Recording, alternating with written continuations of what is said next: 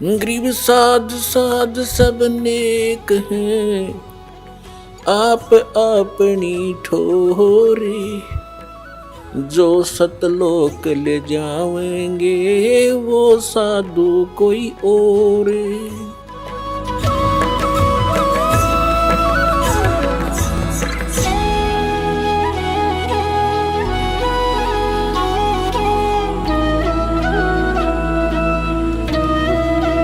अब जो प्रसंग चल रहा है, जिन महापुरुषों ने परमात्मा को देखा, उन्होंने बताया कि वो भगवान ऊपर रहता है, ऊपर, और वहां से चल कर आता है, हमें मिला, उसको मिला, ऐसे मिला, सारे प्रमाण है हमारे पास।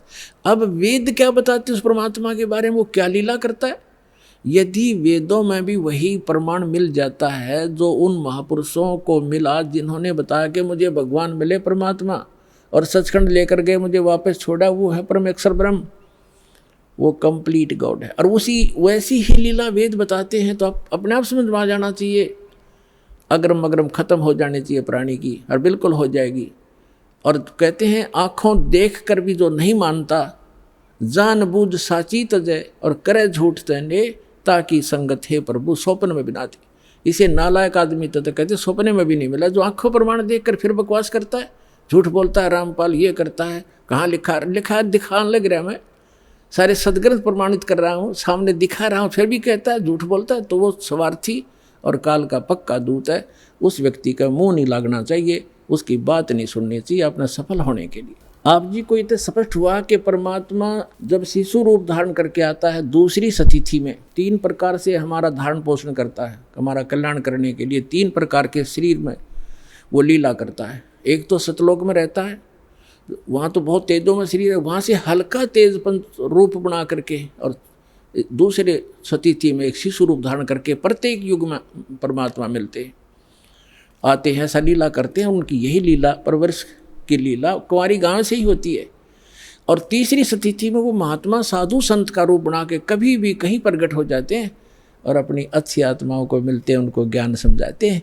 उनके विषय में आपको बहुत बार बताया है कि किन किन महापुरुषों को वो मिले हैं, और उन्होंने फिर बताया कि हमको परमात्मा मिले अनंत कोट ब्रह्मांड का एक रति निभार, और सतगुरु पुरुष, पुरुष माने परमात्मा, भगवान, कंप्लीट गॉड, कबीर हैं, कुल के सृजनहार।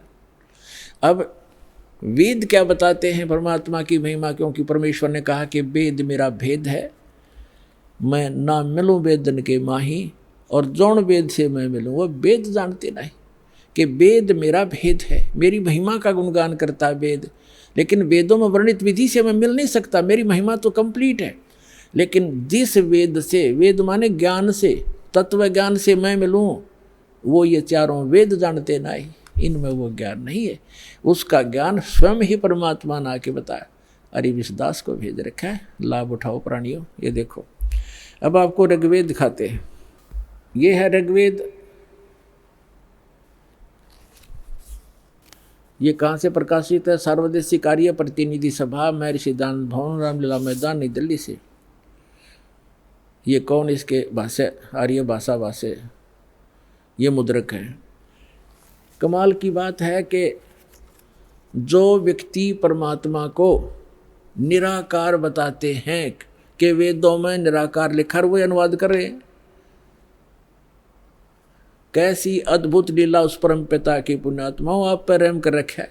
यदि इन वेदों में ये ना लिख रखा होता, अनुवाद नहीं कर रखा होता इन्हीं के द्वारा, तो ये कभी भी आपको ऊपर नहीं आने देते कि रामपाल दास साची कह रहा है। लेकिन वो तो अन्य प्रमाण बहुत से देता दास, और भगवान जो लीला करता वो करके दिखाते, प्रमाणित हो जाता।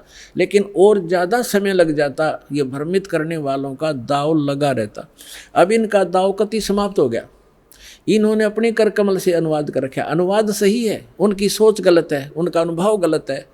महर्षि दानंद ने सत्यार प्रकाश नामक एक पुस्तक का निर्माण किया है, रचना की है। उसमें उन्होंने स्पष्ट लिखा है कि मैंने इस पुस्तक का निर्माण वेदोनुसार किया है, वेदों के प्रमाणों को हल्का सरल करके लिखा है। और उसमें स्पष्ट है कि वेदों के विपरीत ज्ञान है सारा।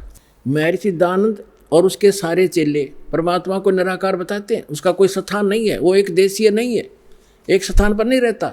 और देख वेद क्या बताते हैं, वो एक देशीय है, भवनों के सब लोकों के ऊपर के स्थान पर रहता है। और वहाँ विराजमान है, धूलोक के तीसरे पृष्ठ पर रहता है, एक देशीय है। तो ये महर्षि दयानंद कंप्लीटली अज्ञानी आदमी था पूर्ण रूप से, और उसी अज्ञान के आधार से उनके द्वारा भ्रमित आर्य समाज है। दास का उद्देश्य किसी की निंदा करना नहीं, केवल आपको सही दिशा देना उद्देश्य रखता हूँ कि आपके समझ में आया नहीं, ना इन ऋषि महर्षि इन ब्राह्मणों का समझ में आया, इस दास पर दया करी, इसका पूरा मानव समाज लाभ उठाओ, सबका कल्याण होगा। हमने किसी से द्वेष नहीं। ये देखो ऋग्वेद मंडल नंबर 9 सूक्त 86 और मंत्र नंबर 26 पढ़ेंगे। इसमें लिखा है कि यज्ञ करने वाले यजमानों के लिए परमात्मा, यज्ञ माने धार्मिक अनुष्ठान, करने वाले यजमान माने भक्त, साधना करने वाले साधकों के लिए परमात्मा, सब रास्तों को सुगम करता हुआ उनके विघ्नों यानी संकटों को मर्दन करता है, नष्ट करता है, उनको पवित्र करता हुआ और अपने रूप को सरल करता हुआ। क्योंकि सतलोक में परमात्मा का रूप आपको बताया दास ने कि बहुत तेजों में है। अगर वो एज इट इज आ जाए यहाँ पर उसी तेजो युक्त शरीर से, जिसके एक रोमकूप में करोड़ सूर्य करोड़ चंद्रमा मिला दे, इतनी रोशनी तो हमारी चरम दृष्टि नहीं दे सकती। हम देख सूर्य को नहीं देख सकते, और वो तो करोड़ों सूर्य एक रोमकूप में इतना प्रकाश इतनी चंद्रमा मिला दे। तो इसलिए परमात्मा अपने रूप को सरल करके आते हैं। जैसे एक कक्ष में कमरे में 1000 वाट का ट्यूब है, 500 की है, 100 की है और एक 0 की भी है, या 10 वोल्टेज की है, सब बंद करके एक 10 वाट की चालू कर दी या 5 वाट की, तो जितना आवश्यक प्रकाश उससे है वो हो गया, बाकी वो है विद्यमान लेकिन वो प्रकाश ऑफ कर लिया। ऐसे वो परमात्मा का जो शरीर है इतना नूरी है, उसको कम करने के लिए वो अपने उस ऐसे स्विच ऑफ करके ओनली सिंपल सा प्रकाश युक्त शरीर यहाँ रख लेते। तो उसका प्रमाण यहाँ देखिएगा, ये पढ़ रहे हैं ऋग्वेद मंडल नंबर 9 सूक्त 86 मंत्र 26 पढ़ रहे हैं, 86 का 26। अपने रूप को सरल करता हुआ, अपने रूप को शरीर, अपने रूप को सकल को सरल करता हुआ वह कांति में परमात्मा। ये देखो इन्होंने यहाँ गड़बड़ी कर दी। ये देखो यह है कबीर, हम कबीर बोले हैं, बै बोला ना हम कबीर, वेदों को वेद बोलते हैं, तो यहाँ कबीर हम यू कबीर लिखा, कबीर। इस रे को इन्होंने संधि छेद करके अपसर्ग लगा दिया, अपसर्ग लगा के इसका अर्थ कर दिया, कवि का अर्थ कर दिया सर्वज्ञ। कवि कोई सर्वज्ञ नहीं होता, ना आज तक होया है, परमात्मा ही सर्वज्ञ होता। यहाँ अर्थ नहीं करना चाहिए था, अर्थ करके अनर्थ किया इन्होंने। यदि कहीं किसी काव्यकार की महिमा वर्णित हो और वहाँ कवि शब्द हो तो वहाँ अर्थ किया जा सकता, काव्यकार कर दे, सर्वज्ञ वहाँ भी नहीं किया जा सकता। तो यहाँ कबीर देव लिखना था। आपको प्रमाण दिखाते हैं, जैसे ये एक पुस्तक है यजुर्वेद, इस पर ऊपर रे लगा हुआ है। अब इसी में प्रमाण दिखाते हैं आपको। ये देखिएगा, ये यजुर्वेद है, ये महर्षि दयानंद द्वारा ही इसका अनुवाद है। ये प्रकाशक सार्वदेशी कार्य प्रतिनिधि सभा 2/5 महर्षि दयानंद मैदान नई दिल्ली से, और ये महर्षि दयानंद द्वारा इसका अनुवाद है और ये यहाँ से छपा। इसके हम आपको ले चलते हैं 36वें अध्याय के, यह 60 अध्याय यानी 36वां अध्याय, 36 60 36 36 36। और यहाँ आगे हम ये यजुर्वेद है और यहाँ देखिएगा, इसका प्रथम मंत्र है, इसमें लिखा है कि रचम वाचम प्रपदे मनो यजु प्रपदे। ये यजु शब्द है, इसका 2 अपसर्ग लगा रखे। अब इसका अनुवाद महर्षि दयानंद जी ने यहाँ कर रखा है, देखिएगा। इसमें यजु, ये यजु शब्द है, इसका अर्थ यजुर्वेद लिख दिया, बिल्कुल सही। अगर इसका अर्थ कर देता तो ये महिमा यजुर्वेद की थी, और यहाँ यजुर्वेद लिखना पड़ा, ये रे ला के हमको यजुर्वेद बोलना, यजुर्वेद। तो यहाँ रे इसने यजुर्वेद लिखा, बिल्कुल सही लिखा। अगर यहाँ अर्थ कर देते तो महिमा यजुर्वेद की थी, तो कैसे समझते कि किसकी महिमा है, ये अनर्थ हो जाता। इसी प्रकार यहाँ इन अनुवादकर्ताओं ने कबीर का अर्थ लिखना था कबीर देव। यहाँ कवि का अर्थ जैसे अपसर्ग भी लगे हैं तो इसको लिखना था कबीर देव है उस परमात्मा का, वो कबीर देव। कबीर देव माने साहब परमात्मा, कबीर हम कबीर बोले कबीर देव लिख देते हैं, देव माने परमेश्वर और कबीर माने कबीर। हम कबीर साहब कहने लगे अपनी लोकल भाषा में, हम वह को वह बोलते हैं और कबीर कबीर, कबीर देव, कबीर साहब, कबीर भगवान, कबीर अल्लाह, अल्लाहू अकबर। वेदों में उसको कबीर देव, अपनी मातृभाषा में वैसे लोकल लैंग्वेज में कबीर साहब और कुरान शरीफ के अंदर उसको अल्लाहू अकबर यानी अल्लाह कबीर कहा है। ये है वही जो काशी में धानक रूप में रहा था।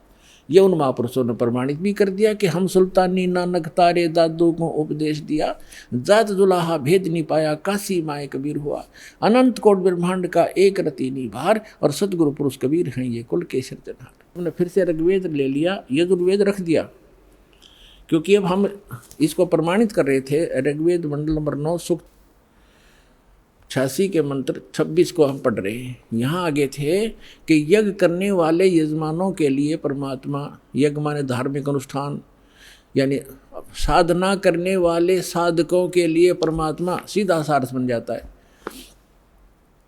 सब रास्तों को सुगम करता हुआ यानी उनके विघ्नों को संकटों को मर्दन करता है, अपन उनको पवित्र करता हुआ और अपने रूप को सरल करता हुआ वह कांति में परमात्मा कबीर देव लिखना था यहाँ पर, कबीर देव।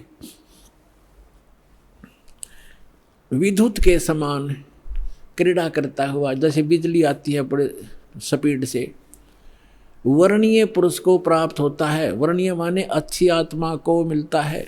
यहाँ देखो 27 में क्या कहा, वो कहाँ रहता है वो परमात्मा, जो परमात्मा ध्रुव लोक के यानी तेजो में लोक के तीसरे पृष्ठ पर रहता है, तीसरे पृष्ठ पर विराजमान है। अब यहाँ दो कंसेप्ट तो कति क्लियर हो गए। वो परमात्मा ऊपर के लोक में रहता है, ध्रुव लोक के यानी तेजो में लोक के भी तीसरे स्थान पर, वहाँ 3 पार्ट है सतलोक के। ऊपर के जितने लोक हैं उनको 3 विभागों में बांटा हुआ है, तो उनके सबसे ऊपर के लोक में बैठा हो परमात्मा। और वहाँ से अब आगे दिखाते हैं, बिजली जैसी गति से आता है, जैसे बिजली 1 सेकंड में पहुँच जाती है और अच्छी आत्माओं को मिलता है और वो वहाँ ऊपर रहता है।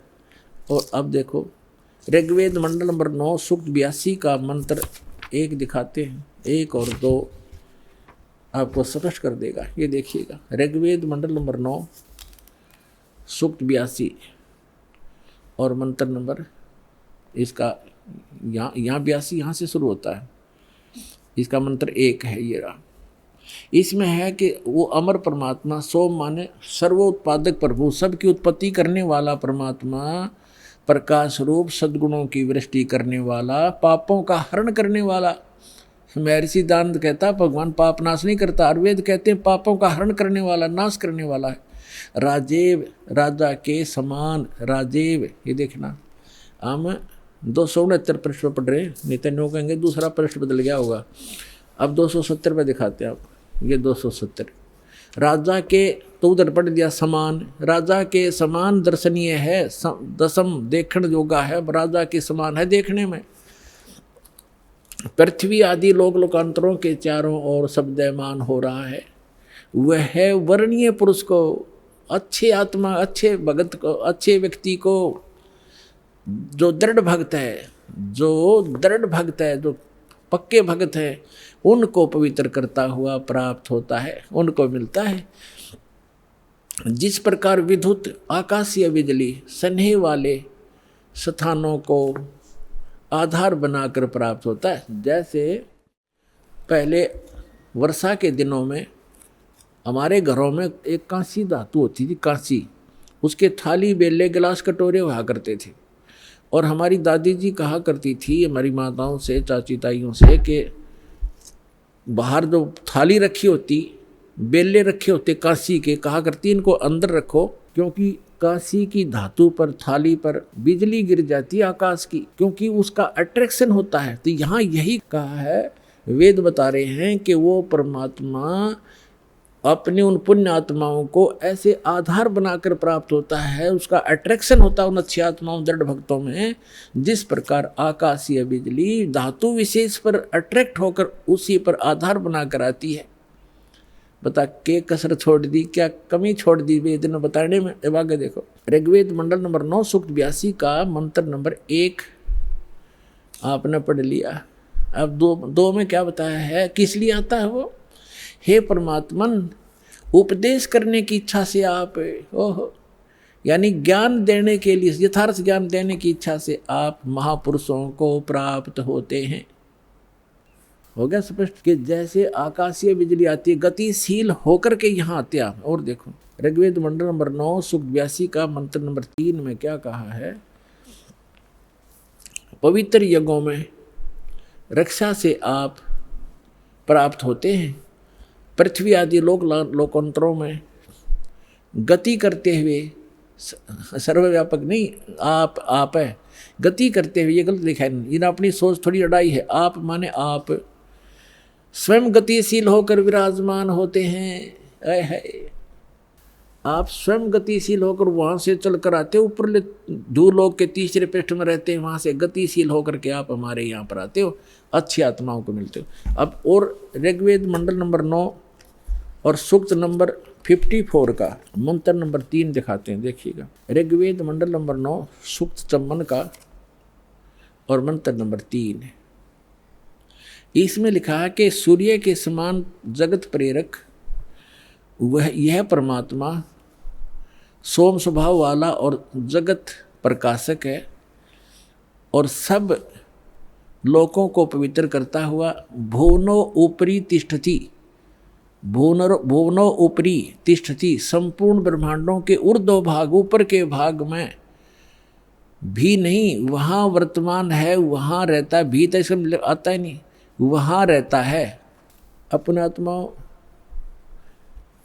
ऋग्वेद मंडल नंबर 9 सूक्त 20 और मंत्र नंबर 1 में क्या बताया है, ऋग्वेद मंडल नंबर 9 सूक्त 20 मंत्र 1 में, यो 20 मंत्र 1 में वह परमात्मा, यहाँ लिखना कबीर देव, ये कवि नहीं, ये कबीर देव, ये ऊपर लिखा कबीर देव, इस रे को इन्होंने यहाँ कबीर लिखना था, कबीर देव, वो कबीर परमेश्वर मेधावी, यहाँ लिखना कबीर परमेश्वर है, वह परमात्मा कबीर देव है, कबीर परमात्मा वह कबीर देव है जो सबका रक्षक है, विद्वानों की तृप्ति के लिए ज्ञान को देता है। विद्वान यानी वही आकर के वो ऐसा ज्ञान देता जिससे बुद्धिमान लोग तृप्त होते हैं, संतुष्ट होते हैं, और सहनशील है, संपूर्ण दुष्टों को संग्रामों में यानी ज्ञान के युद्ध में तिरस्कृत करता है, सबको पराजित कर देता है अपने तत्व ज्ञान से। अब आज इतना ही इन सद्ग्रंथों से हमने लेना था।